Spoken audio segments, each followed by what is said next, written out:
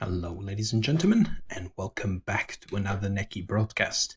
Today we are casting a tournament match, and I'm really excited because we are going to witness again Caritas versus Dauntless. So these players need absolutely no introduction. We are going to have lots of fun analyzing every decision these players make, and hopefully this should be an extremely spectacular game, or at least a very, very tense one. This is their third and final game. It's basically sudden death. Whoever wins it moves forward in the competition. They both need the win badly, and I have absolutely no idea what this map is called. It's a very peculiar map. I've only seen it. This is the first time when I see it, to be honest. There is a huge bridge going from north to south, and we have 18 villages. This should be a battle of epic proportions. We shall look a bit at the village layout. I've just seen it first time, so I'm really hyped for this match. So excuse me if my analysis is not as rigorous as usual. So 1, 2, 3, 4, 5, 6, 7, 8, 9. Yeah, pretty standard, I would say. I mean, half the map has these villages. This one seems like the most vulnerable. This one has some terrain around it, so this one would seem like the most vulnerable. Also the center one, however, the center one seems to be very close to the keep. So I would give the winner position to this one as being the most vulnerable. In terms of north, we have 1, 2, 3, 4, 5, 6, 7, 8, 9, unless I miscounted one of them. The map is so large, I have to scroll left and right. And it just seemed like a large swathe of land, that's all.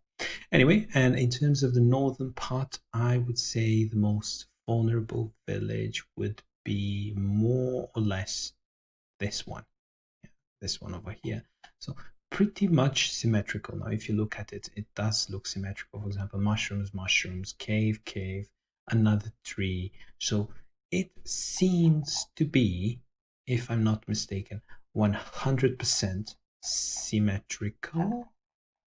Yeah, it does seem to be 100% symmetrical, which does not necessarily mean it's balanced, but I would say it is a probably that's why it's so large, because the map creator wanted to be symmetrical and make sure that any slight imbalances are basically being let's say flattened by the sheer size of the map. Anyway, enough with the rambling on. So we have Caritas as undead, and I would say point of view. I would like to see full map. So we have Caritas as undead, and I shall see his recruits. Is he recruiting anything? Okay, 2 bats. Okay. 2 bats on this side. 1, 2, 3, 4, 5, 6, 7, 8. 1, 2, 3, 4, 5, 6, 7, 8. Okay, so that is a bit of an imbalance if you ask me, because a quick bat can fly over anything and get this. I guess a cave as well. I'm not sure. Cave village. I'm not sure whether. I think a quick cave can also do that as well. So never mind. I might need to look. I think the village movement penalty is actually 1 for cave. So never mind what I said. However, 2 bats, interesting in terms of perhaps putting pressure here, although I don't see that happening.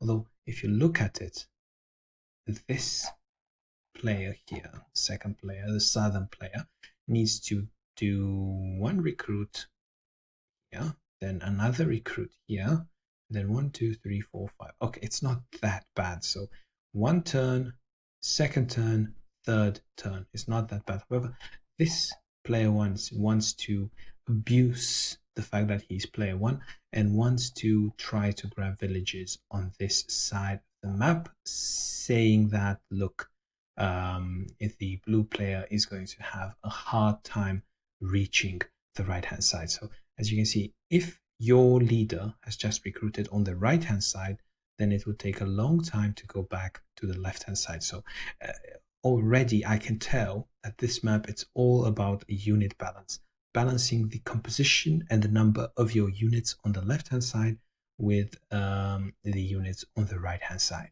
So you have to be really careful, because you can't really go back and forth that easily between the leftmost keep and the rightmost keep. Okay, so lots of bats, maybe it's a bit of map abuse, and a walking corpse. That is really interesting. 1, 2, 3, 4. Okay, that is, oh, for this village, yeah, that makes sense. So walking corpse for this village, 1, 2, 3, 4, 5, 6, 7. So he's not in a particular rush to grab these villages on the left hand side. He wants to grab the right hand side and put some pressure. So that is the red player's take on the map. Let's see what Dauntless would do now. So he is elf, which I would give a slight advantage. Of course, the map is huge, so bats are nice on this map. However, I would give a slight advantage to the elf player. I just feel that elf versus in elf versus undead, elf has a bit of an edge simply because of the wowzers.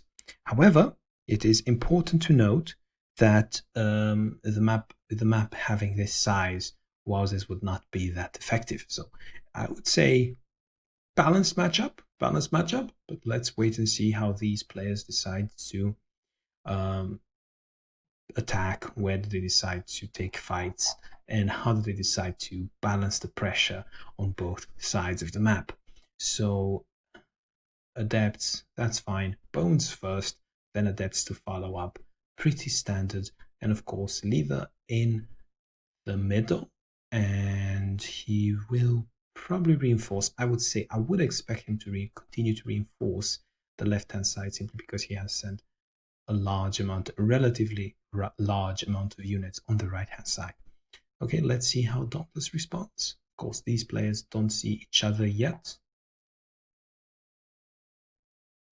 So Dauntless moved to the right, obviously, to be in the middle, be able to reinforce this side. However, he only has 3 units on the left hand side.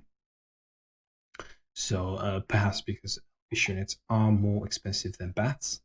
If you look at this bat here, okay, this bat can already threaten this village. 1, 2, 3, 4. Okay, so you see 1, 2, 3, 4, 5, 6, 7, 8, 9. So if this was a quick cav on default era, it could also grab that village. So it's not necessarily that bats are overpowered. However, given the terrain composition here, I would say flying units, especially on this side, look at the density of the terrain.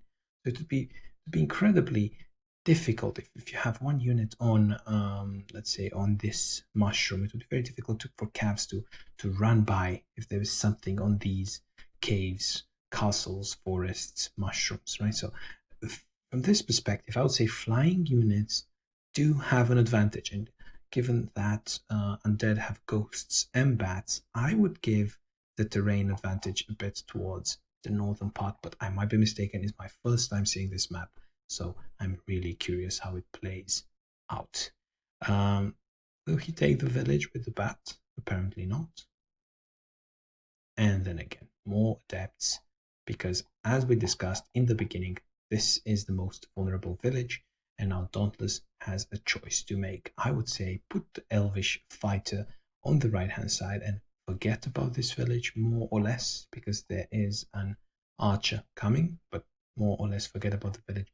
Then put the scout in the middle, and given that red player has 2 bats on the right hand side, you could more or less forget about right hand side as elf for now, at least. So from this perspective, I would move towards the left hand side, but you have to remember Dauntless doesn't have the god vision that we have on the left hand side. So let's see what Dauntless chooses to do. So he saw the bats, he saw the archer, he saw these villages, he saw that nothing is coming on the right hand side, so he must expect now an attack on the left hand side.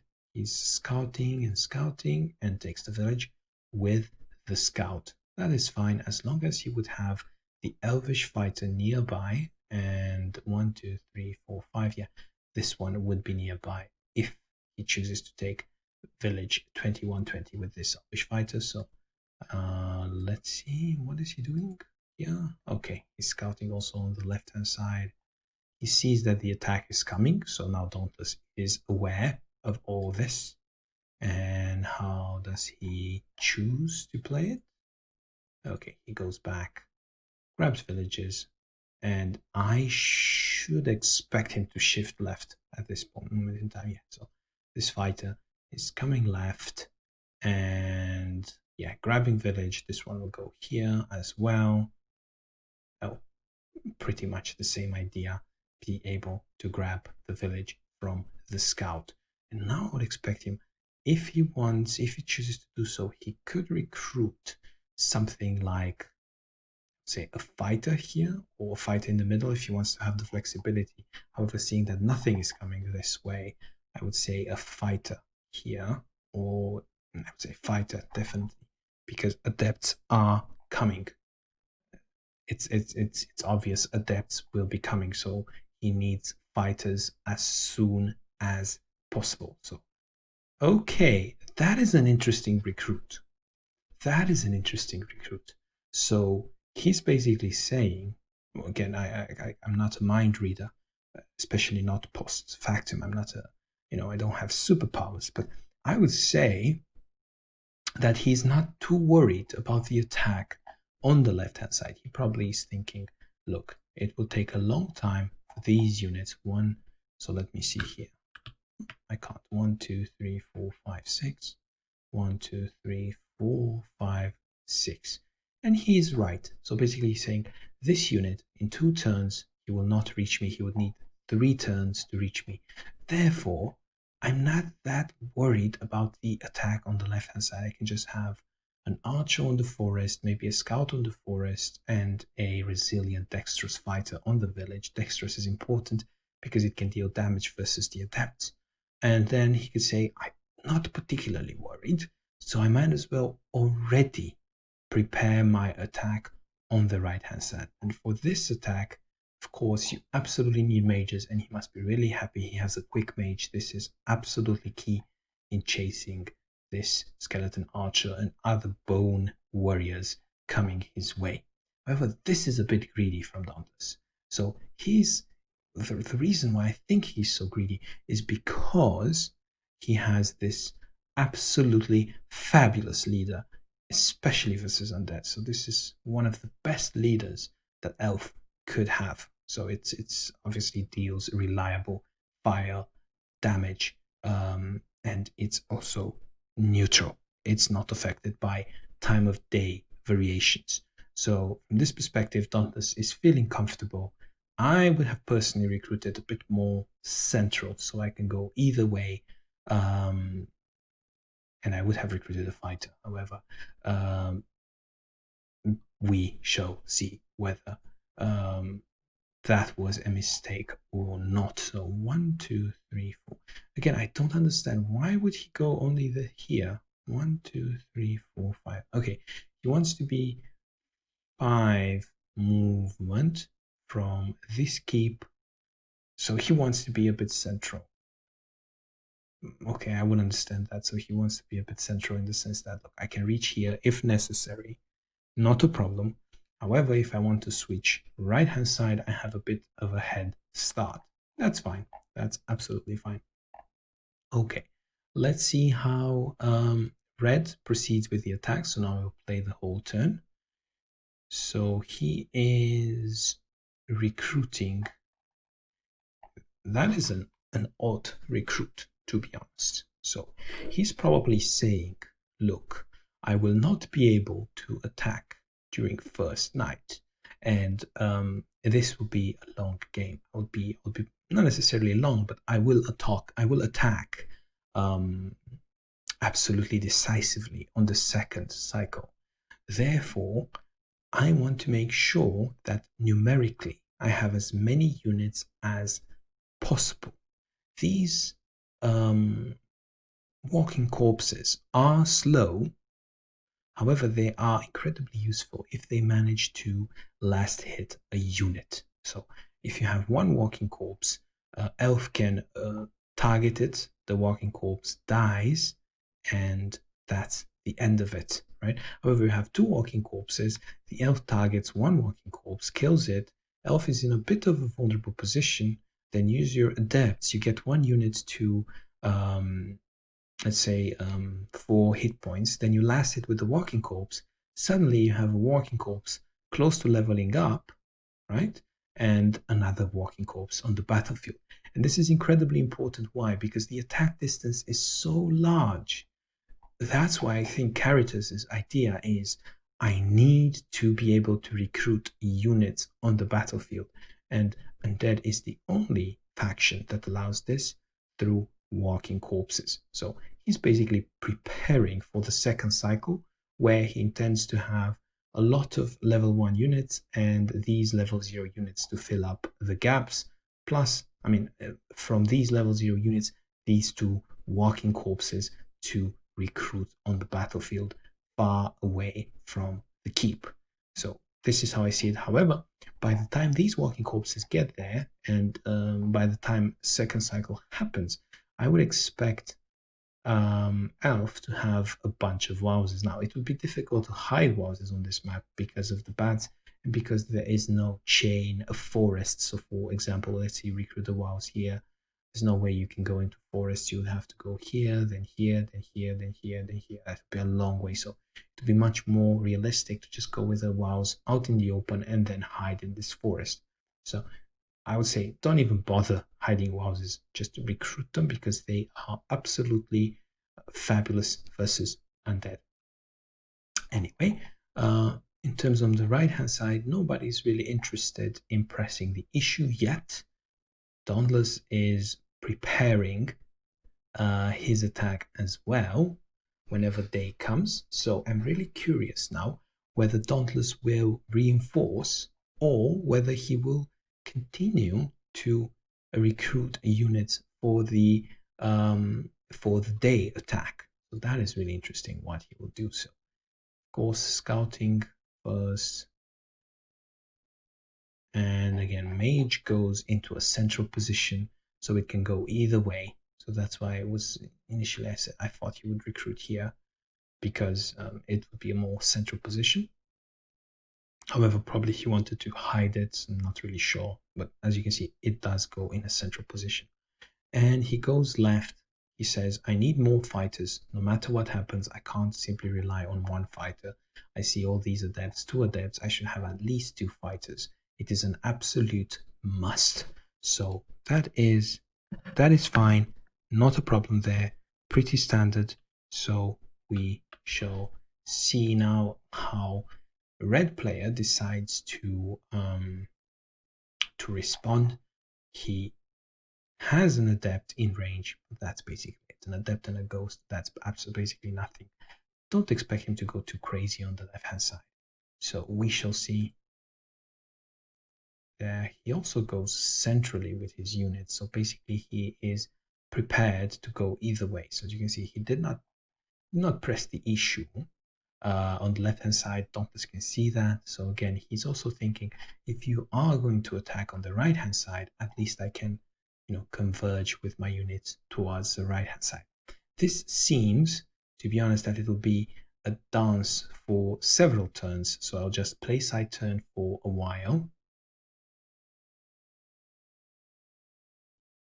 Okay, this is another scout, which I personally do not agree with. Perhaps he saw, look, level 1, level 1, level 1, no, sorry, level 0, level 0, level 0, another level 0 here. So he said, I don't want to have the undead player do a run by with his bats. Therefore, I see a lot of level 0 units that more or less do nothing. Remember, walking corpses are dangerous, but more or less, if you could initiate against them, they are useless. They are only useful if bats for defense, run by, and walking corpses if they are behind your defense line and behind your offense line, and they are able to last it. So it's a very specific situation in which walking corpses are relevant. So it's basically saying, look, you invested so much in these level 0 units, you probably have one less or two less level 1 units than you should. I can just squeeze in a scout there, which is not particularly efficient versus undead, but the scout can be handy in dealing with these bats. So Dauntless likes to play a steady game where he sees absolutely everything that is going on the map. And to be fair, these scouts can assist with ghost, can assist with depth. If they are all three in the middle, they can help left or right quite efficiently. So they are good auxiliary units to have. However, he lacks a bit of backbone here. He needs more fighters. Okay, there are the defensive recruits from red. If I was Dauntless and I saw these two ghouls, I would personally recruit a Wows right now. So Wows, push my units forward, especially now that he has these scouts. He can run around, form a line, prevent the bats from gaining vision, and hide a Wows. Now that, I'm sure Undead expects the Wows to come. But let us see. Okay, quite an aggressive move from Dauntless. Okay, and another fighter. So I fully agree with the fighter recruit. They are absolutely key in fighting these adepts. However, there are only 2 adepts on the map simply because day is coming. So, and adepts are offensive units, and during day, obviously, undead needs to defend. Now, in terms of the attack on the right hand side, as you can see, he stays away from these adepts, which is fine, away from most units, to be honest. And he is basically putting a lot of pressure on this archer. Now, these units, these fighters, okay, they can deal, I would say, quite a lot of damage to the skeleton archer, especially the strong fighter and obviously the mage. However, a lot of reinforcements are coming, so I wouldn't surround this village because, I mean, if the mage misses and the fighters take a long time to finish off this archer, you will end up with a lot of units, a lot of wounded units, and then undead would be able to feast with walking corpses with the leader, which deals a lot of damage also during the day with these 2 ghouls. Mobility wise, though, strategically, I see it happening. I see attacking this archer with only 1 mage and 2 fighters. I'm not counting the scouts because, of course, they do quite a bit of assistance damage, and there are 1, 2, 3, 4, 5, 6 units to fully surround this. However, they don't deal reliable damage. But we shall see. Anyway, nice move here, nice dynamics attacking. However, I don't see this doing much, to be honest. Let's see. So there are the ghouls forward.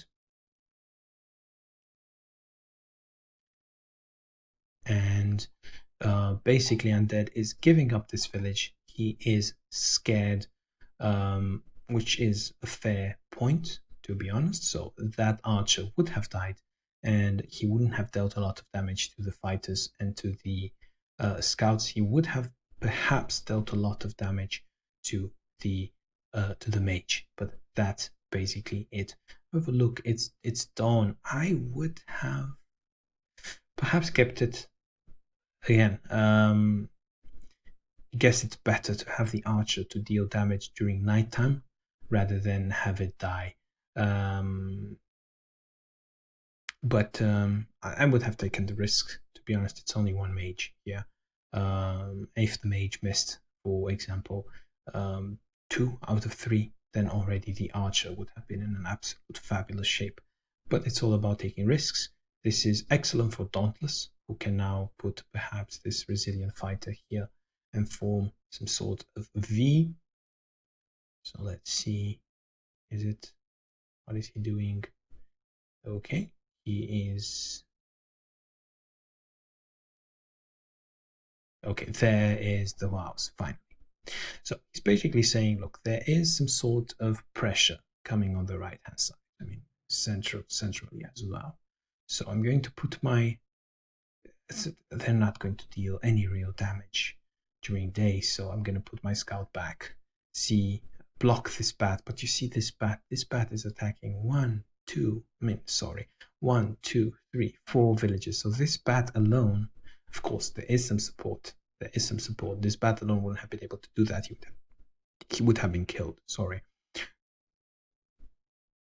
However, it's just interesting to see how the bat is basically putting pressure on 4 villages. So this is a very expensive bat counter that Dauntless has. Of course, there are 1, 2, 3 units that are pinning 5 units. So that is a very cost efficient situation for undead. That is a proper line. I don't think I don't really think that there is any way for the red player to surround Elf at this moment. Bit of rearrangement of troops, of course, he wouldn't have been able to come forward, but he's recruiting a lot of walking corpses. So he's probably thinking, look, this is going to be a long game, no matter what. There was no way for me to defend this village, so I might as well play the long game, right? So I'm going to build up my army. Sure, I'm losing a bit of gold now for several turns. However, I will have a sizable army with walking corpses, and if one of these 3 walking corpses starts hitting and starts the chain of creating zombies, I will be in a fabulous shape. So again, no sign from Red of aggression. He's waiting for that afternoon before making any such moves. So we shall see now. Our Dauntless is thinking about retreating. Why? Because he put the scout here. He wants to be able to run back with all these fighters. You can see he's staying out of harm's way, and in case he gets poisoned with the fighter, he can just run far. He can run to the shaman, but you see, it's like a big circle here, waiting to swallow Dauntless, more or less, with these 2 units, which again are simply waiting in the shadows for night to come. I'm sure Dauntless will go back. However, Dauntless is playing very well at this moment in time. He basically got that village for 2 turns, I believe, if I did not miscount. However, there is let's say a commando of units on the left hand side, right? And he will need to deal with that commando sooner or later. This commando will deal a lot of damage during nighttime. But again, if the adept misses, then the adept can be killed by the fighter in retaliation. So I wouldn't be too worried about this, to be honest. However, the archer does absolutely nothing. This archer does, again, absolutely nothing. So he should be careful. There are 1, 2, 3, 4 units, which if they converge, if this fighter converges towards this village, then it might turn a bit ugly. But we shall see. An interesting movement of troops all over the board. Again, Dauntless retreats. He really tried to be sneaky with the WoW, so props to Dauntless. So he really played it carefully, and probably now he's going to show this WoWs. Probably this bat is going to see the WoWs. However, he will be expecting 1 WoWs, not 2. So he did try masterfully to hide the WoWs the element of surprise, well done from Dauntless. He made all this movement top. He kept this village for 2 turns, and then he hit the wows, taking advantage of the vision. All things done brilliantly. It's like Dauntless is playing the violin at this moment. So he got the most out of that day. However, now Red is coming and he has a lot of adepts. These ghouls, they don't deal damage. However, they are dangerous if they manage to poison some unvillaged units. So tons of adepts and walking corpses coming. I'm really curious to see these walking corpses. Will they convert any units or not? So as you can see, pushing units forward, doesn't really care about positioning that much. He has the bats to cover some critical forests or other terrain that is particularly advantageous for Elf. So he does it really well, and we shall see now how Dauntless decides to play it. I would say more retreat and trying to leverage these wilds. I mean, if somehow, some way, I mean, not really sure now how, because these units are all far away from this wows. But if somehow, some way, when trying to get behind the village, this wows does an ambush, then it would be absolutely insane. Let us see here. That is an interesting move with the scouts. Okay, so that is an interesting move with the scouts. Dauntless is basically saying, look, I actually see that all your army is on the right-hand side. You are attacking where, in my opinion, shouldn't. As a red player, you should be attacking here. As you can see, Dauntless is taking no risks. I personally, this is Ghost deals no real damage, so it's just an adept and skeleton, and of course Ghost and Bat to finish off. However, if the adept misses 1 out of 2 and the skeleton misses 2 out of 3, then it would be absolutely great. I mean, this elvish fighter could then proceed to kill the adept with assistance from the other fighter and with the assistance from these scouts, which are basically going to backstab the adept. It's just, if you're going to do this aggressive move with the scouts, might as well keep the fighter on the village. Honestly, there are only 2 units that deal real damage, and the only problem is the adept. If there were 2 adepts which could reach this village, then fine. Otherwise, just 4 units before, Dauntless had 6 units, right? And he had 3 units that could deal real damage. The fighters, which had blade, and one of them was strong, and the mage, obviously. I don't agree with this. If you're going to do the backstabbing move, might as well keep the fighter there, because if these units are going to retreat to defend versus these pillaging scouts, they are not, if they're going to be distracted, they are not going to be able to do both things at once. So in order for this to be effective, you need to keep the fighter there. However, what could have happened, this particular skeleton, so I just want to also say Dauntless, I want to discuss a bit the Dauntless mindset. Dauntless said, look, this ghost is unkillable. It doesn't deal real damage, but also it doesn't take real damage either. So this ghost and this skeleton fighter can be used to basically surround, zone of control the fighter on the village. So even if this adept misses once, the fighter will be severely damaged and he will die next turn because he won't be able to go back. And as you can see, the leader, Dauntless leader, is very, very far away.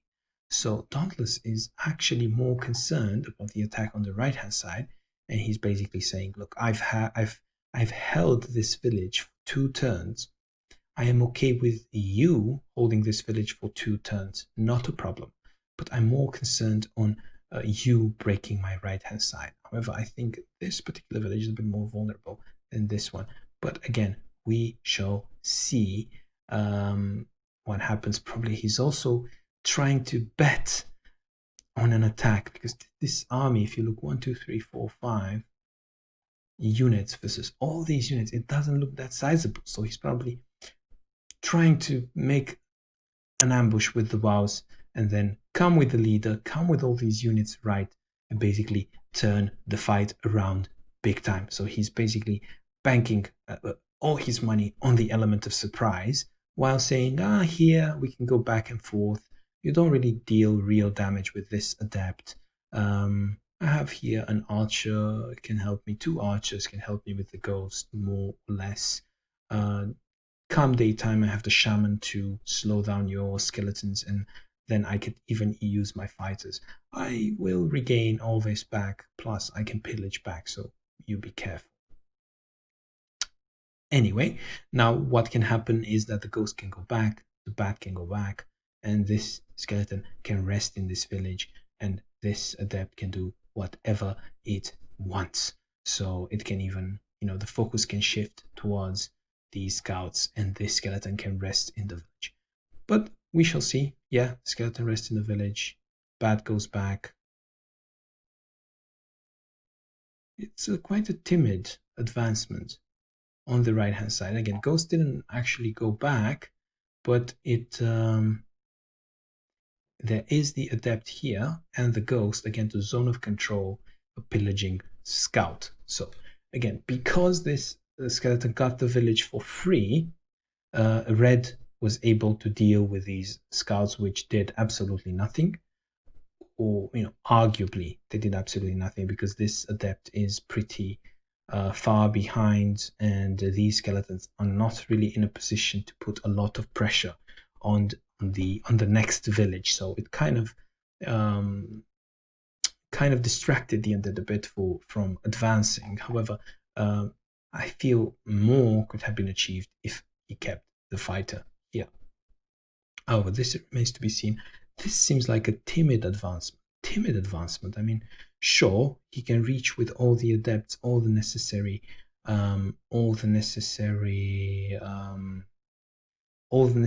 tiles for attack, but he's quite timid. Why? Because he does not want Dauntless to be able to hit these adepts in any way. So he's very, very cautious. He puts the ghouls forward because he's scared these fighters might hit the adepts, and then the adepts will have low hit points, and the adepts will become unusable in offense. So masterful plays from all these, extremely cautious plays from both sides. I guess these two opponents already know each other well. They don't really take any risks. Personally think a bit of risk here would have benefited Dauntless, but let's say, so of course these are coming back. As you can see, Dauntless doesn't hide his wowzers anymore. No point in hiding, really. He needs a line to prevent this attack from happening. He can't lose any more villages at this point. So you can see nice line here, abusing the cave. These wowzers won't die. If the fighter on the village dies, so be it. But then undead won't be able to take the village after that. There is a possibility of a backstab with the vampire bat. However, that will die more or less quickly. An interesting choice with the leader. He suddenly decides to bring the leader left. He probably wants to recruit a mage to regain his villages back, because there's no way he will regain the villages with only these 4 units. However, now he can't really use his leader to support against this attack. And if Red presses on and he is lucky with the adept hits, this could potentially spiral out of control. However, it's second watch. So if he takes this risk, if he pushes with the adepts forward, and I need to remind you that ghouls, they don't deal real damage either unless they poison, and there is a shaman here to help with poison. So it's not as scary as it looks because of these 2 ghouls. If there were 2 skeletons, sure, they could have done a ton of damage to the wowzers. However, given the ghouls, not really sure. I don't think Red would push, especially considering how this game has gone. I don't think Red would push. However, I think Red would be able to hold this village for longer than Dauntless held this village. So we shall see what happens here. So you can see the commando of units flocking around that village, and then red going back. You see this back and forth, no risks taken. However, now Dauntless has a sizable force to attack with. You must be careful though on the left hand side, because this village is going to be held for a very, very long time. So this comes back to the move with the scouts that I told you about. He should have kept the fighter onto the village, but this is just my take on it. So let's see what's going to happen here. Okay. Thank God that the replay is not broken. That would have been a complete disaster after building up the hype for you, ladies and gentlemen. So now we see the sizable force. We have 1, 2, 3 damage dealers. All these fighters can become damage dealers if supported by this shaman. So really 1, 2, 3, 4, 5, 6, 7 damage dealers in a support unit. 1, 2, 3, 4, 5, 6. No, this is. I expect Daunt to actually get 2 villages. It depends on his moves, how aggressive he is, and how scared Red is. But I expect him to get 2 villages. However, it's already been very long here. I would expect the Red player to stay, considering what is happening on this side. So Red player should stay with the possibility of going back. However, there's a shaman, an annoying shaman that can basically slow down a skeleton, and then the skeleton would be dead. The skeleton won't be able to retreat. So from this perspective, he could choose to stay one more turn, but then lose a skeleton, or he could choose to go back, lose absolutely nothing, and live to fight another day. Push his ghost towards the center, converge with his units towards the right. So basically say it's even. Don't, you've held this village for 2 turns. I've held this village for 2 turns. Might have been 3 though, in case of Don't. I don't remember. It just felt like Don't gave up this village way too easily. But let's see. So he pulls back again. He does not want to take the risk, and it's probably for the best, because undead is absolutely useless during daytime. So Don't somehow manage to get this village back. However, look here. 1, 2, 3, 4, 5 units. 1, 2, 3, 4, 5, 6, 7, 8 units plus the leader. So it was a massive investment to intimidate undead to go back. Had he kept the fighter here, this investment would have been prevented. He would have had more units on the right hand side. Now, if you look at the undead units, they all converge again towards the right. 1, 2, 3, 4, 5, 6, 7, 8, 9, 10. Again, he's building a lot of ghosts, which are absolutely fabulous, marvelous versus these wowzers. So Dauntless should be building more mages or even archers. Why not? Archers with shamans, they can deal with ghosts pretty well. I would say even archers, mages or archers. Archers are a bit more mobile, so he could definitely mix a bit more archers into his army to deal with these ghosts, because there's just a disgusting amount of ghosts at this moment. I mean, if Dauntless builds mass wowzers and Red builds mass ghosts, ghosts would win. Anyway, let us see how Dauntless decides to play. Okay, there is the attack. He's being aggressive. He wants the second village. He invested a lot of time here. So he has 7 units. He wants to make something happen, and I understand the frustration.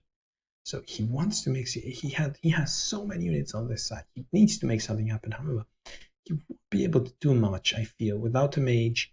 If these units just go on even 50%, he should be fine. He should be able to reinforce relatively easily. Without a mage, this army is not, without a mage or a wows, this army is not that scary, I'm afraid. But again, we shall see. Now on this side, 1, 2, 3, 4, 5, 6, 7, 8 again.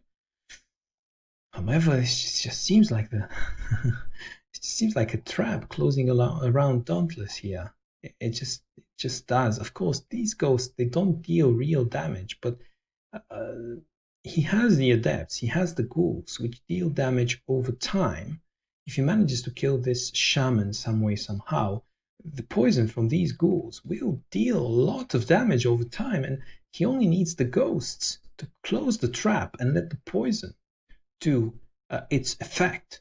So from this perspective, Dauntless is in a dangerous situation here, I feel. I know it's morning, so he should go back now. However, I feel that this scout can be zone of controlled, and he can poison the fighter, he can poison this fighter, he can poison the scout.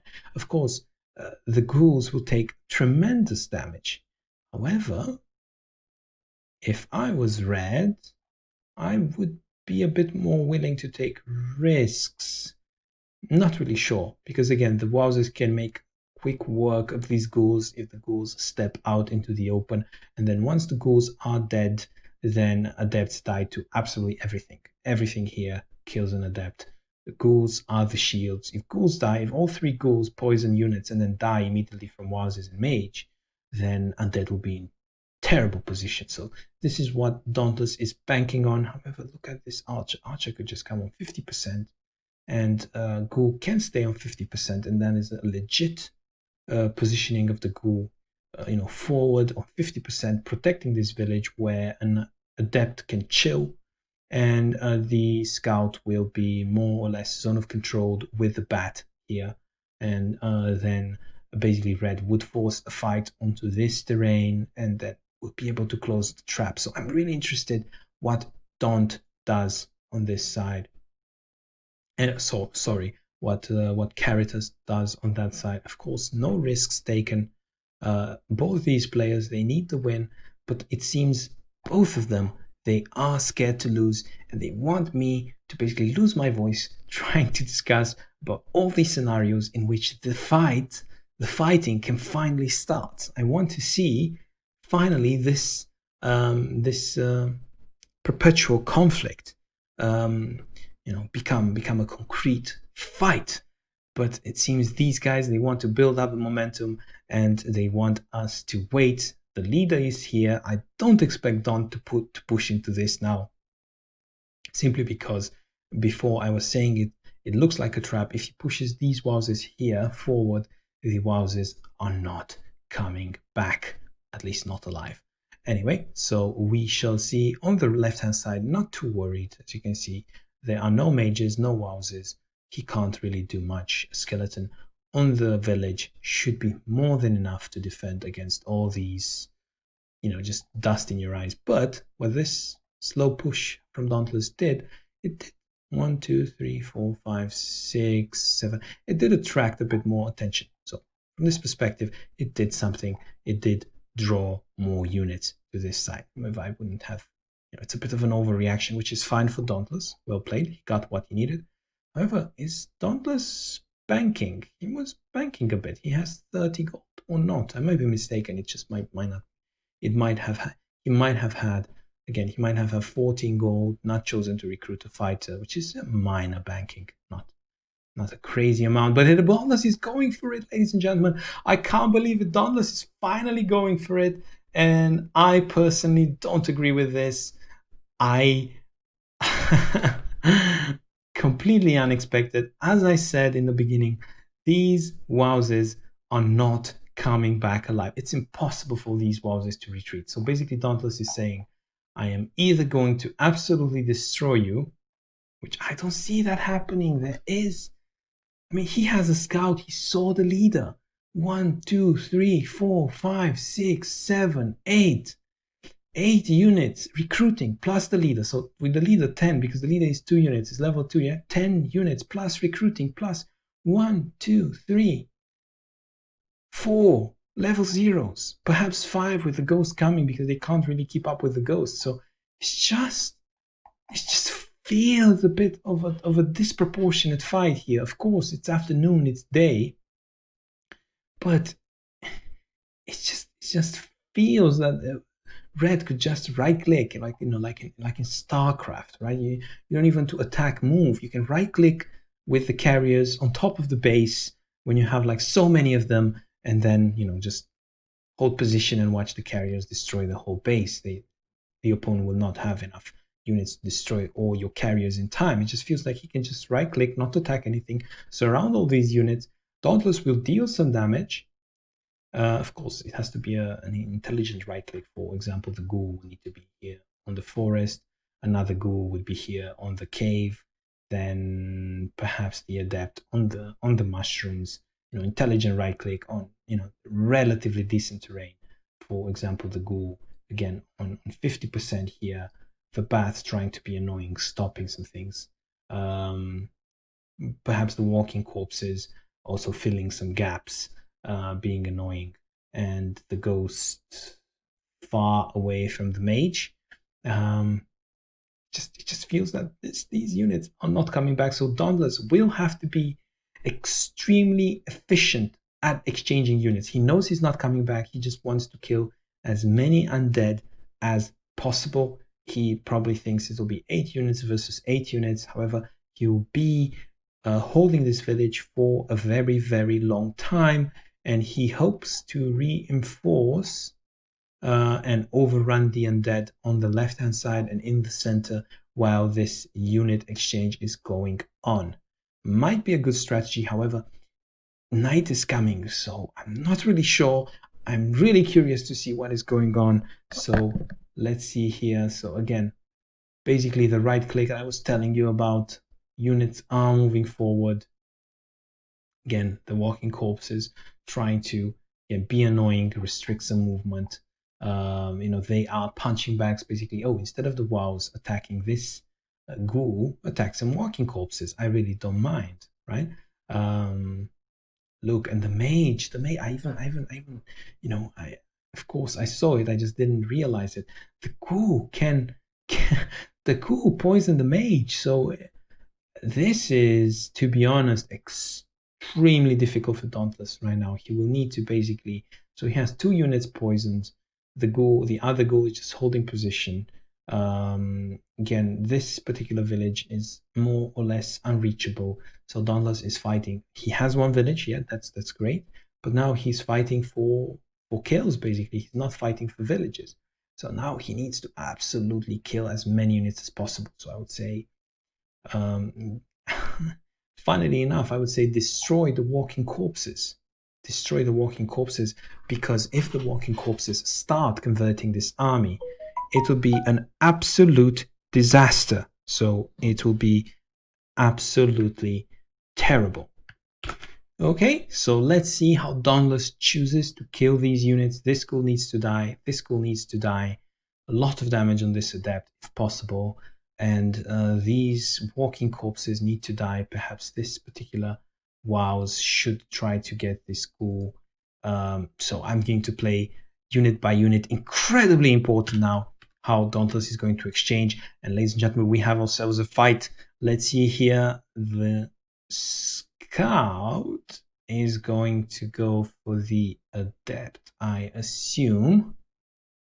Okay, never mind. So he's choosing to ignore the adept, and he's going to use the mage for a better target. And I don't really blame him. He wants to go probably with this mage for this ghoul. Or he wants to, probably with the mage for the ghoul. Let's see. Never mind. He's going somewhere else.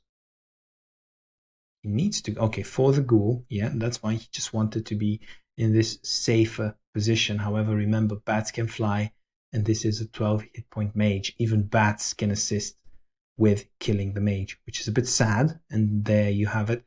These level 0 units that Red has been constantly recruiting, they make this exchange impossible for Dauntless, simply because there were so many level 0 units. This is why I think it was particularly a bad idea. So let's see. 1, 2, 3. So excellent. It's going well for Dauntless. 2 units killed. He needs more. I know it seems like a lot, and I know it seems like it's going well. He needs more units, and he needs to prioritize those who can actually die. And unfortunately for him, he needs to prioritize these walking corpses, because if one walking corpse converts another unit, then it's already game over for Dauntless. He will be fighting his own army. He will not be able to exchange efficiently. So it's problematic. It's really Sophie's choice at this point. Will he go for this 50% Dark Adept? will he go for these? I would go for the 40% walking corpses, to be honest. Make sure I kill as many of them as possible. Let's see. Okay, he's going for the adept. However, 50%, bad things can happen when you attack versus 50%. And yes, he gets one hit. However, the second hit didn't go in. And you see, now the adept will survive. That's the problem. So he can't really kill the adept unless he gets 3 out of 4, which shouldn't happen versus 50%. So not really sure there. There it is! Unbelievable, ladies and gentlemen. He got 3 out of 4. I am starting now to think that Dauntless' idea was actually brilliant here. Attacking, exchanging units while he builds up his army on the left-hand side and tries to overrun Undead on the left-hand side. However, time of day is just a bit off for this. But if he manages to exchange properly, he might still be in this game. And remember, that was a damage dealer. The ghoul was a damage dealer. 3 units, but not enough. I'm sorry, ladies and gentlemen, it's not enough. I mean, look at this mage. This mage will die from the bats. This mage will die from the walking corpses. It is absolutely sad, but this might happen. And the mage is the damage dealer. Then the ghost can just run freely attacking wowzers if the mage dies. And there is another ghost nearby. Red can simply recruit another ghost, and the ghost will catch up with any fleeing unit. It's not enough. Dauntless needs more. Dauntless probably needs to clear up.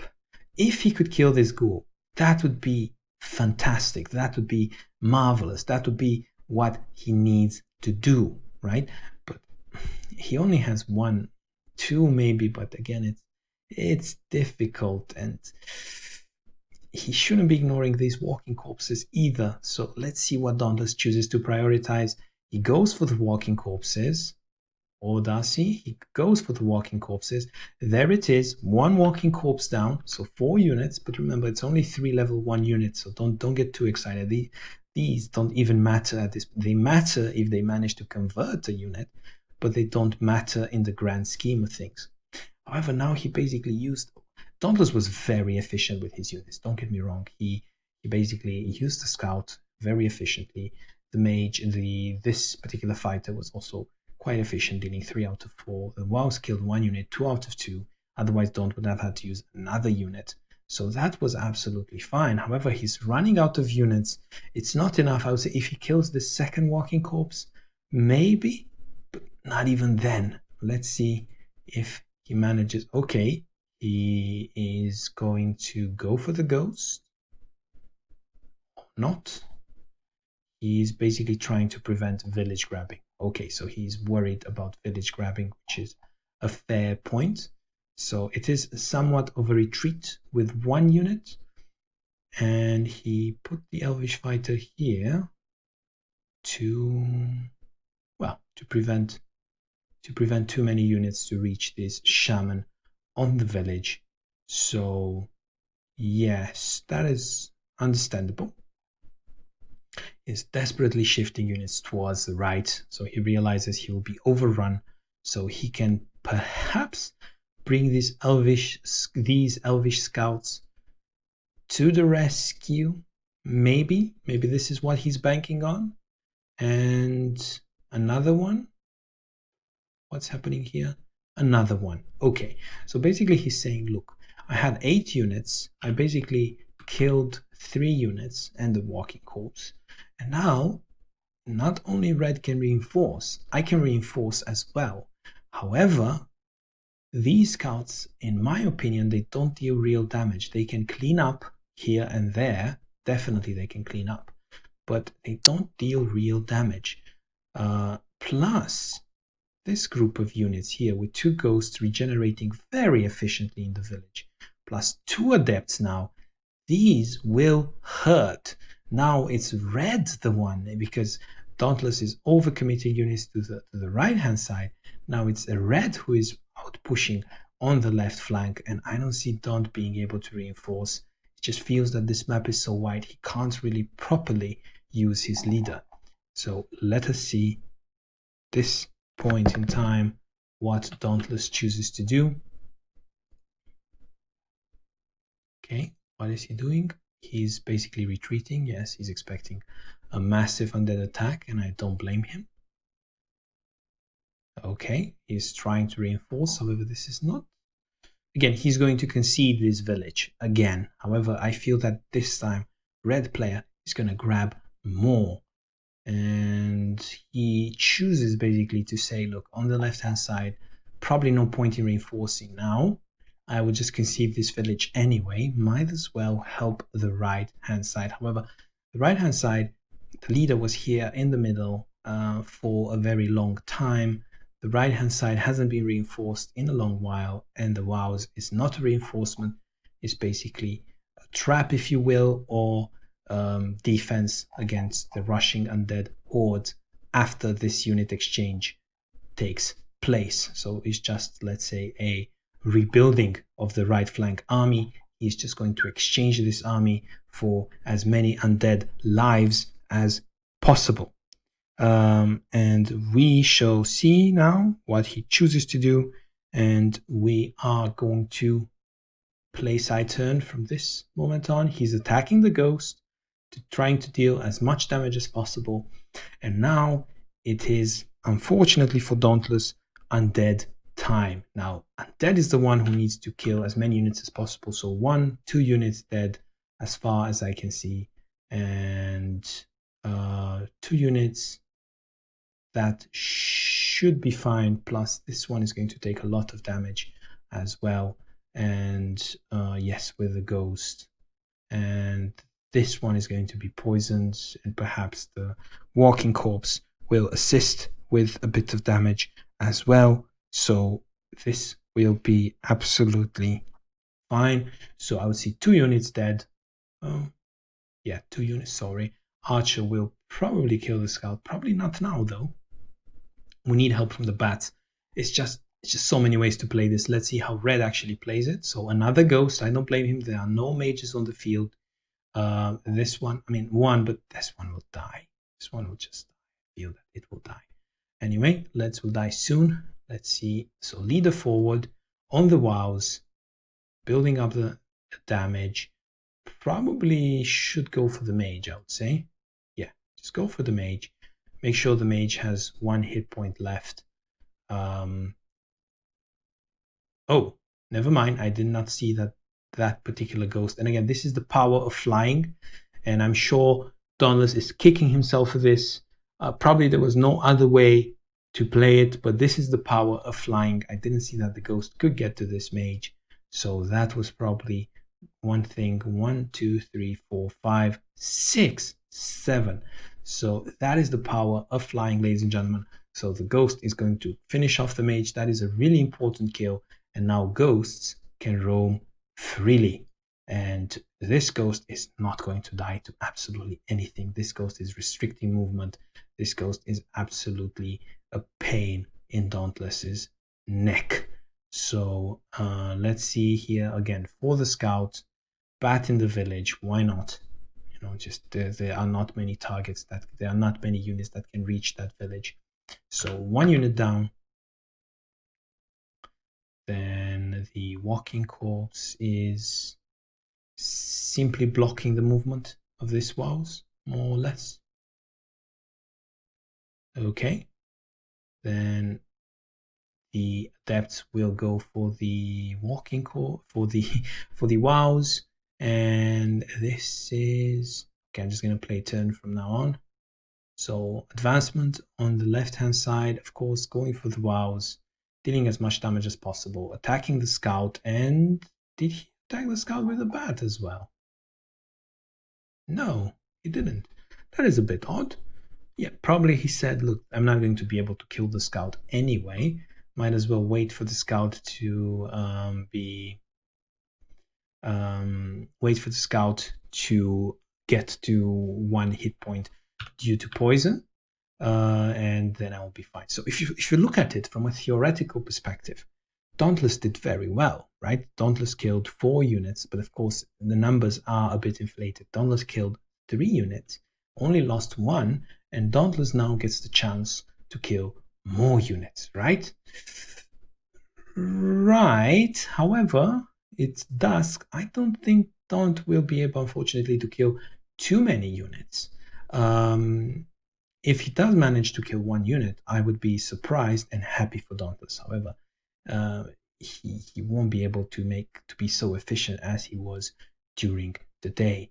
But let us see here how he chooses to play. Of course, for the archer, not really sure now. He needs to retreat with this elvish scout. Probably range the ghost. He should go for the ghost. Ghost is the only one who is, for example, range the ghost from 40%, get some damage, die, and then try to use the fighter. However, the ghost is such a difficult target. I wouldn't recommend that. Probably try to even finish off the skeleton archer. Deal some melee damage to the skeleton archer so that this fighter can finish off the skeleton archer. So, okay. Never mind, he's going to attack with the fighter first. Again, a bit unlucky this time. Minus 22% dealt. But now, unfortunately, the skeleton archer is not going to die. Takes that village. Again, tries to clear those walking corpses. Good job from Dauntless. Clearing those walking corpses so that he's not fighting his own army. So from this perspective, he managed to, again, kill 2 walking corpses, I would say 1 more unit. And he won't be able to get away with the scout, I feel. But again, you see, the walking corpses, they died and kept the damage dealers alive. So from this perspective, walking corpses did their job. Now, he's going to go for the adept, try to deal as much damage as possible, trying to protect the scout. I hope he manages to protect it. He has new scouts coming, so I would say even go for the walking corpse, try to finish him off. Because if he manages to finish off the walking corpse, that danger is gone. There is no danger. So yeah, he's going for the walking corpse. Is he going to get it? No, he's not. Now he's in danger of having one of his scouts converted into a walking corpse, and that would be absolutely sad to see. He's not even caring about the village that much. He realizes he needs to use his unit to do as much as possible, take as many actions as possible, achieve as much as possible. He's probably going to range the ghost, try to slow the ghost. That was it. So perhaps he could have done this before and try to use the fighter on the ghost. However, 40% skeleton archer should have been dead. But you also get a bit unlucky. Not every time you could get, not every time your plans come true. In terms of the left-hand side, I expect him to retreat. So let's see what happens there. Left-hand side, he is retreating. He is again conceding that village.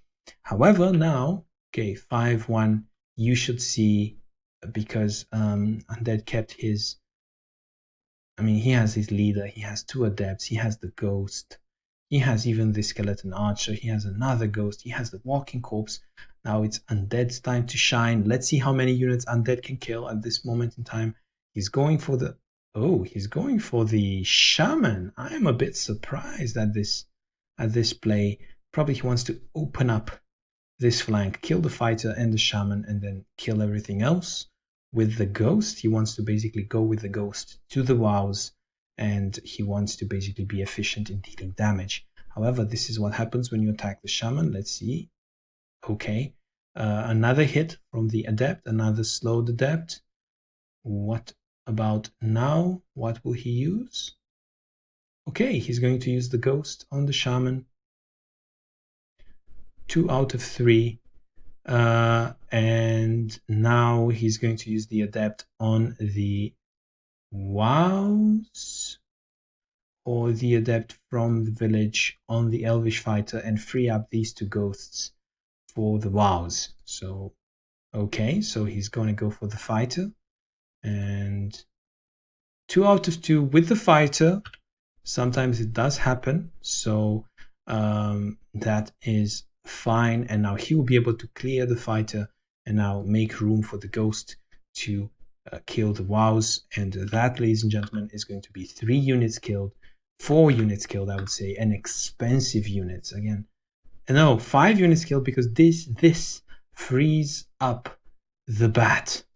So as you can see, 4 units killed. Unbelievable. This is how quickly this can spiral out of control. So you see how quickly Undead was able to make up for lost units, and his kills is 4 and counting. He will be able now to attack the WoWs from 2 sides, and we shall see at this. And again, these scouts, unfortunately, for Dauntless, they don't deal real damage. So probably not this turn. Dauntless won't be able to kill this turn unless he takes a gamble with this ghost. Let's see. So he's going for the fighter. Okay, he's going to grab the village left, and he's not going to press the issue. He would rather reinforce with the ghost, and that is the difference, ladies and gentlemen, between ghosts and wowsers. Ghosts are more mobile and they can 1v1 versus wowsers. What I think Dauntless lacked is a second mage on the right hand side. But again, you can't really blame him. He did what he had to do, what he thought he had to do for that particular moment of time. He had a quite efficient exchange, quite nicely played, but unfortunately these numbers are going to dwindle, and Undead Undead will be the one keeping the experience. And ghosts with experience are absolutely shattering. It's just incredibly hurtful to see them play a level 2 ghost. Absolutely destroys everything except mage. So what is going on here? Basically, Dante is saying, I'm all in, I'm all in, I need to kill the damage dealers. Is he going to range the adept at this point? No, he's not. He's just going to use melee. However, that's not okay. So he used melee on the adept. At least the adept is dead. He needs to kill this walking corpse, I feel, unfortunately. Okay, finally the archer died. Now, in terms of this ghost here, he can't really do much. That's the problem. He can try to use the fighter to range the ghost and then take a gamble with the wows. So if that is going to... Okay, he's ignoring the walking corpse. And he is going to... Again, it's difficult with these scouts. It's absolutely difficult. And he's also a bit unlucky at this point. It would have been a nice play if he managed to kill this adept. Now let's see. Ranges the ghost. The ghost is 5. 1 hit from the wows. If he gets this ghost, ladies and gentlemen, I think Dauntless would be back in the game. He would have, I wouldn't say 8 kills, but I would say 5 kills. And he would have relatively healthy units, lying around, and some reinforcements coming. However, this dark sorcerer, he has dealt a lot of damage, and he's not stopping. He's not going back home to recruit anytime soon. That's the problem. This is with this dark sorcerer here. This is a meat grinder. This deals absolutely painful amounts of damage. Whereas Dauntless cannot really use his leader to the full extent. That's the problem with making an attack like this early. So that's okay. So not even that. He doesn't get the ghost. Unfortunately, things are falling apart left and right for Dauntless. He was the one who attacked. He was the one who took the risks. I particularly like Dauntless's play. However, it just feels that he's going to lose a lot from this fight. Let's see if that is the case or not. Again, more scouts. He is desperately trying to reinforce. However, it's not going to matter, I feel. Look at the ghosts. I mean, just ghosts. Ghosts versus wowsers. It's just sad. And again, these ghosts are left alive. So look at the mobility from the ghosts. It's just... So this I feel, on this huge map, ghosts are absolutely key. So Dauntless should have had more mages to be able to deal with these ghosts efficiently, and there should have been one grand attack, even with this red leader, when there was no more supply, and there should have been one grand attack, because you just see what these ghosts do versus knight versus wowsers. Wowsers are absolute terrible targets, and other units cannot really kill the ghosts, so it's just painful to watch. As you can see, kills and losses are pretty much even. However, level 2 ghost, level 1 bat, this is absolutely terrible, ladies and gentlemen. So Dauntless was the, let's say, the more the player willing to attack and take risks. However, attacking into that many level 0 units and the leader proved to be absolutely disastrous. And this is a very, very nice run by with the scouts. However, these ghosts have the mobility necessary to catch up with the scouts. So I don't see that doing this run by. I don't see it doing that much. Plus, Red hasn't recruited for a long time. He has just been killing elvish units. So we shall see here again, finally a zombie. However, Dauntless was very good at preventing those zombies, and all these elvish units should now unfortunately die. And is it going to... So 8-8. Well, there are some walking corpses in there. So it would seem pretty even, and Dauntless has the village advantage. However, level 2 ghosts would make defending much, much easier, especially since there is no mage coming.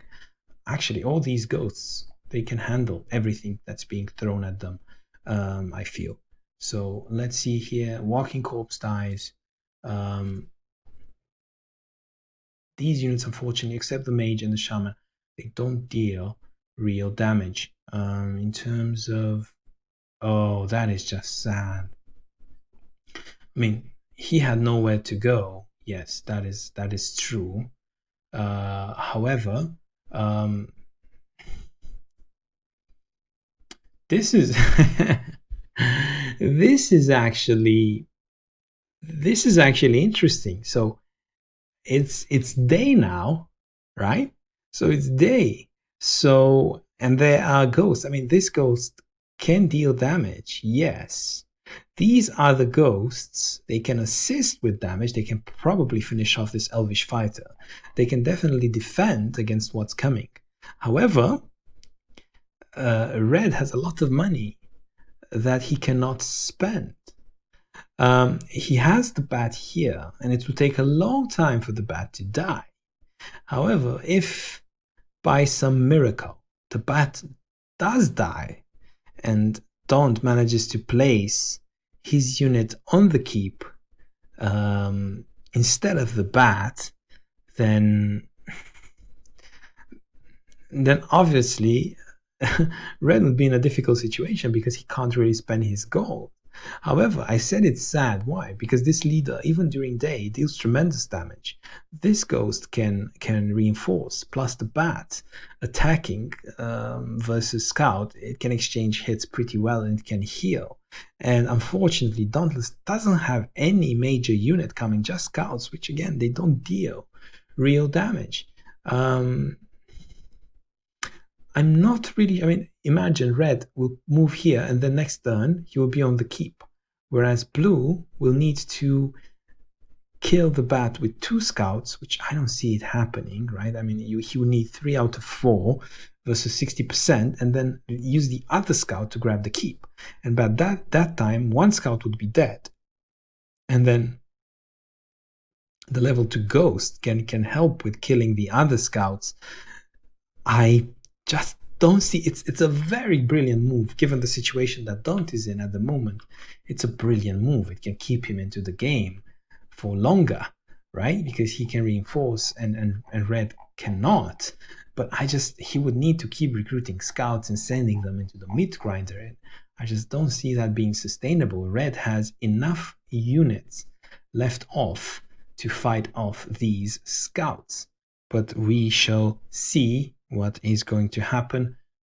he is going for the fighter, unfortunately. That you see. Okay.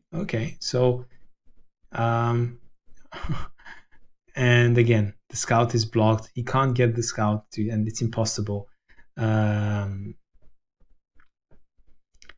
It's impossible for the scout to reach. So, and now, yes, really interesting. Really interesting play from Daunt, but unfortunately, the ghosts are very mobile. They can defend against anything really except mages. So there it is, ladies and gentlemen. I think this is the end. I don't think Daunt is going to keep playing here. He does keep exchanging units quite efficiently. He tried to commit suicide with a scout on the leader. However, that's the problem with this map. He can't really reinforce that quickly. I feel that this map is made for one big fight, and that's it. Because it's once the leader slowly goes to where the fight happens, and the leader, like you saw here, the undead leader was in these villages, dashing damage left and right. It's really difficult for the units to come and help against this leader. You really need a two-prone attack, right? You need an attack here, draw the attention of the leader, and then you need an attack on the left-hand side that both deal some damage. So Don should have had perhaps 2 mages on one side, 1 mage on the other side, 2 wowsers on one side, 1 wowser on the other side, and only then attacked. But again, even 2 mages on either side and then attacked on both sides, even with the leader down the middle in case he didn't have supply and he just wanted to be all in. But it seems he attacked too early. Let's see what happens. I don't expect this game to last very long. You can see a lot of units being recruited, and all these villages are being taken back slowly but surely, and the experience is going into the ghosts, unfortunately for Dauntless, and it's just impossible at this point to come back from this. So lost his kills. It looks balanced. However, remember, Dauntless has killed lots of walking corpses, and these level 2 units are just painful to look at. And the level 2 units are going to pick up the retreating units from Dauntless. But as I say this, Dauntless keeps killing more and more units, and somehow, some way, he keeps clinging onto this village. However, in this other village, but again, I don't know how Dauntless does it, but it's incredible that he has stayed in this game after what happened here. However, it's just with 2 level 2 ghosts, I just don't see this going his way. I don't see how it could go his way. So again, he's trying to maximize the usage of his units. You can see how much damage this ghost does. It's unbelievable. Even a level 1 ghost, and then another ghost, and another. Oh, even that is just insult to injury. So even a knight, what is the shadow? Is called a shadow. So this is the one that has a skirmish and can get behind enemy lines. So this one can get, for example, the mage and other strategic targets. So this is particularly annoying to play against. And as you can see, he lost more gold than his opponent. He has more villages, yes, but he's not able to reinforce fast enough. And I believe, ladies and gentlemen, this is the end. Dauntless has to retreat. However, I think Red will catch up to him eventually. Again, more mages coming now. He obviously cannot recruit any more wowsers. He has to go full mages. And this is a lesson that we should... Oh, that is just sad. 2 out of 2 there. Another lesson that we should take for... Okay. No hit from the Night Gaunt. So that was fun to see. A lesson that we should all take from this map. If you are elf versus undead on this map, definitely go with mages, not with wowsers. It's really difficult to push with wowsers. Maybe a wows on each flank. However, the rest should be mages. Don't overdo wowsers. Anyway, we should see for how long Dauntless can stay in this game.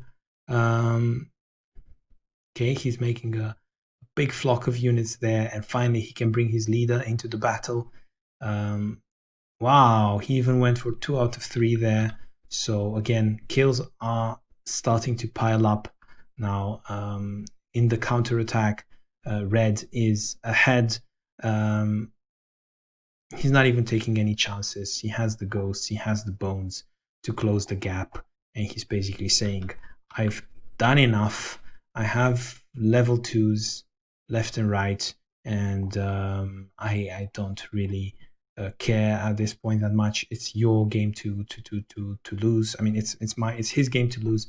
It's Dauntless's game to win. If Daunt wants to win, he has to take risks, and we shall see what happens here. Dauntless is just slowly rearranging his units.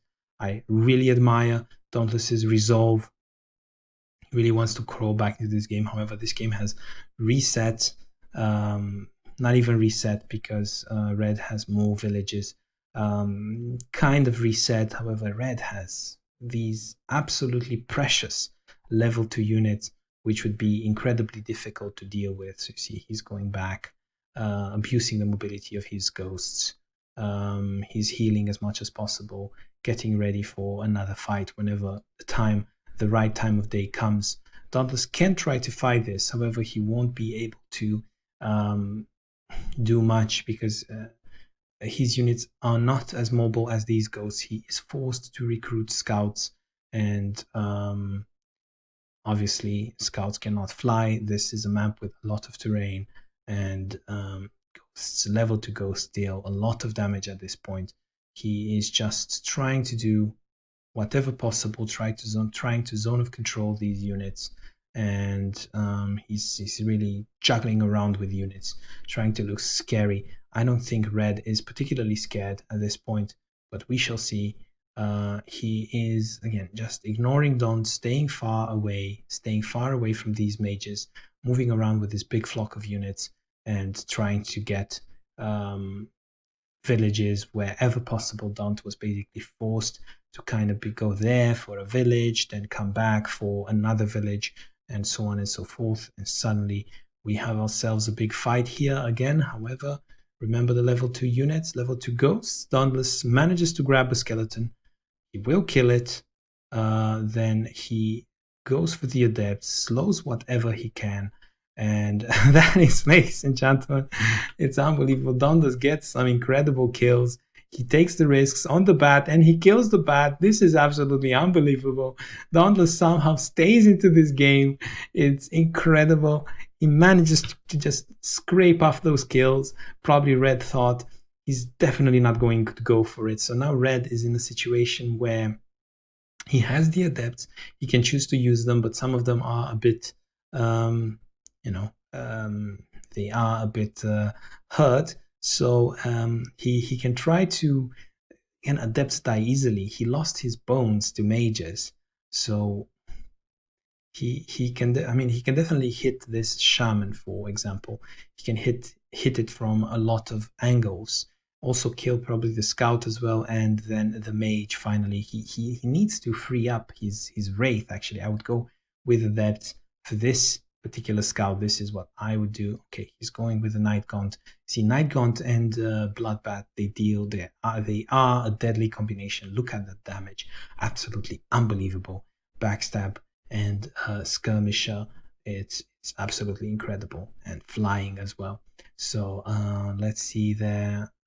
So that is the problem. There is a fight here. However, Daunt is a bit spread thin because he lost a lot of units, and now Red can really abuse that. So you see on this particular side, Daunt somehow managed to kill enough units, but not that many, I feel. So there he goes for that scout to free up his ghosts, for another scout, no, for the mage as well, for the other scout, trying to finish off the adept, getting the village. Obviously, he did, in my opinion, more than enough. If Daunt can somehow manage to get this level 2 ghost and get another fire mage going, that would be incredible. Daunt can use his Fire Mage now on the Adept, unfortunately. But if with these two mages he manages to get this Wraith somehow, then he might be able to stay in the game. He absolutely needs to kill this Wraith. That is the sad thing. If he would have gotten this kill on the Ghoul, that would have been big as well. Unfortunately, he didn't. That is just a bit frustrating for Daunt. He managed to deal healthy amount of damage on this Adept. He goes for the other Adept. Again, healthy amount of damage. Are we going to see an Elvish Captain? Elvish Captain here, and then lead Elvish Captain here, and then lead the Mage against the Wraith, and a mage that is being led against the Wraith will deal bonus damage, and perhaps he could manage to kill the Wraith. That will actually be insane, ladies and gentlemen. Is he going for it? He's actually going for the Wraith. He needs 3 out of 3. 2 out of 3, not enough. He needed 3 out of 3. Now he absolutely needs the Captain to lead this mage into battle. Will he do it? Okay, he's going to use, he absolutely needs to kill this Wraith. He needs 1 ranged attack from the Scout. 1 ranged attack. Oh, that is just sad. It must feel so frustrating for Dauntless at this point. So, okay, there we go. Another ranged unit. Oh, that is just sad. If he managed to do that, it would have been absolutely fantastic. So again, he he did not even do the the captain move. So I would have wanted to see the captain move. Probably he has given up at this point. So GG, there it is. He was a bit frustrated by the fact that he couldn't kill the ghosts as fast as he did. So I hope you guys enjoyed this game. It would have been an absolutely marvelous comeback from Dauntless if he would have been able to kill this level 2 ghost and somehow, some way manage to survive the horde of undead that was attacking his left-hand side villages. There you go. An absolute bold attack from Dauntless on the right-hand side. Strategically, if you ask me, was not the right decision. He should have waited another cycle. Wowzers are a bit slow. However, if he managed to kill a bit more units, it just feels that he did all the right things, execution perfect. However, the strategic decision for this map, not the most optimal, but as usual, a long game, and it's only because of Dauntless's execution. I'm really sorry that he was eliminated. I really hope to see him later on, but we have Caritas to entertain us further, so I'm really excited to see who Caritas will play later on. I think this should have been the final, but unfortunately this is how tournaments are. Well played Dauntless, well played Caritas, and I'll see you, ladies and gentlemen, next time.